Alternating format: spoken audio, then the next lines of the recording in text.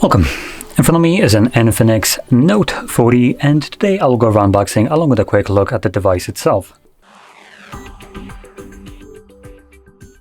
Now, before I get started with the actual unboxing, I'm going to quickly mention that this device was being purchased at XCOM, which is a Polish store. And the reason I'm mentioning this is because it comes with this whimsy-ass little sticker that comes off by default. So I don't even know if this device is new. I also have the Pro version of it, and as you can clearly see, we do have a bit more stickers that look more like they actually came with the device. So that's kind of why I'm pointing that out. Anyway, popping this open. Hopefully everything will be fine. So here we have paperwork, a bit bulging.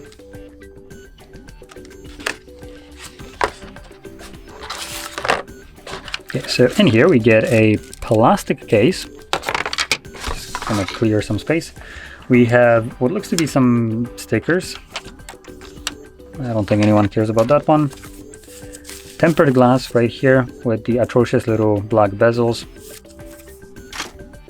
And something here. Oh, and a screen cleaning kit.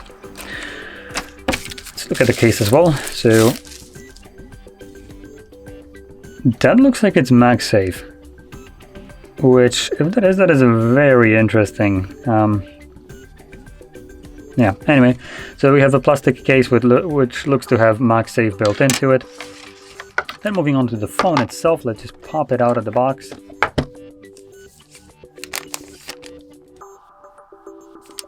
So the phone has no protection on the display right here. Other than that, it looks like nothing's wrong with it. But it has been open as there are a fingerprint on...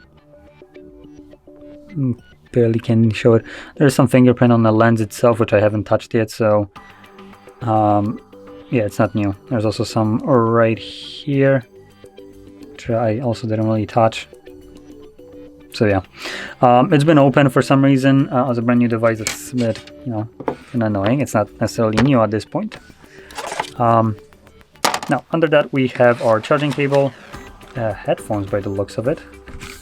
We have Type-C headphones, Type A to Type-C charging cable, and a charger that comes included with the device, and that is a 45-watt charger. Now, I don't know why Infinix uses M upside down to use it as wattage. Like, you're not gonna bullshit me that this is a W. Just looks off. Anyway, so when it comes onto the device, it actually looks pretty nice for Infinix. It has very minimal bezels, as you can see, so it looks really nice. Now, the display right here is a 6.78 inch display running at a resolution of 1080 by 2436 pixels. It is also an AMOLED display that runs at 120 Hz refresh rate with a peak brightness of 1300 nits. It boasts almost a 90% screen to body ratio without like 0.1% and nearly 400 pixels per inch, covered with Cornell Gorilla Glass right here. Which we also, like I mentioned before, do have tempered glass that can slap on here for additional protection. Now, if we flip it over to the back, we have our triple camera setup. At least it looks like a triple camera setup, but just by looking at it, I can tell you that if this is an actual lens, it's absolutely useless. It's a sticker camera, and I wouldn't even use this to mock a camera. Now, the main sensor is a 108 megapixel f1.9 wide sensor. Then we got a 2 megapixel f2.4 not specified wide, and a third unspecified camera. So not only is this dog shit not specified, if this is a 2 megapixel camera, I don't want to know what this is. Whatever it is, it's absolutely effing useless. So in reality, you just have 2 cameras. There we go. Those are your only 2 cameras. And even that being said, classifying this 2 megapixel sensor as a camera is very generous. So in reality, you just have one usable camera, which is the 108 megapixel. That's all you're going to be using ever. Now, internally, we have a 5000 mAh battery with 45 watt charging, and it also comes with wireless charging. That's why we have this MagSafe, stolen straight from Apple. So we can just kind of easily utilize Apple accessories to have, like magnetically attached phone to something like in your car, the wireless charger, if you have one like that. So pretty nice. And when it comes down to wireless charging, it supports 20 watts of wireless charging, which is pretty good. Now, in terms of processor, we have a Helio G99 Ultimate right here. And it comes with 256 gigabytes of storage and 8 gigabytes of RAM with UFS 2.2 storage type. So that's kind of where it kind of falls a little bit behind. And moving on to a couple things that you might not see. We do have under display fingerprint sensor and basically other things like accelerometer, gyroscope, proximity, compass, and all that stuff in the device. There is no headphone jack, which kind of explains why we have the headphones that come with a Type-C charging port.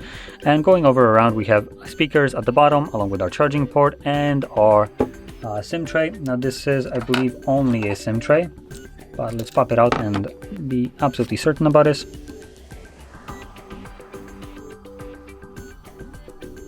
Jesus, come on. It's literally digging into my fingers and I can't get it out. Let's try to find... Oh, God damn it, someone stole my little tool, I presume. I guess I have to fiddle around with this, try to get this out. Now this tray is really in there. So all that struggle just to reveal a dual SIM card tray. So you can see you can have 2 different SIM cards, but no expandable storage available to you in here.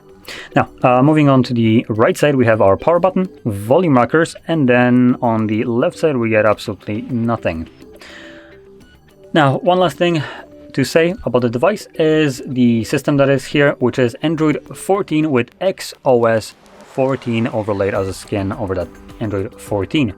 Now, because this device was released in March 18th of 2024, it should get at least 2 Android updates, so you should get Android 16 eventually on here in like a couple of years, obviously, which obviously just kind of adds to the longevity of the device, which also should have 2 years of security updates, if I'm correct. But yeah, so there is the INFINIX Note. What is it? Note 40. Now, I'm going to mention one last thing, which is the price of this device. And for all you get in the package, I do have to say it's pretty okay for it. So it costs about 180 euros for everything. And honestly, the device looks pretty nice. It has some redeeming qualities to it, like decent display, being a AMOLED display with 120 Hz refresh rate. Decent entry, like 8 gigabytes of RAM with 256 storage, nice charging speeds for it, along with inclusion of wireless charging if you really want that. Not very many devices do have this, specifically not at this price range. So it does give you a pretty well-rounded package, and the device looks modern, so it's not like you're gonna be having a Chinese phone that just looks like it's outdated just because you wanted to, save up some money. So in terms of looks, it actually looks pretty good for 180 bucks. But anyway, with that being said, hopefully you found this video helpful, and if you did, don't forget to smash like, subscribe, and thanks for watching.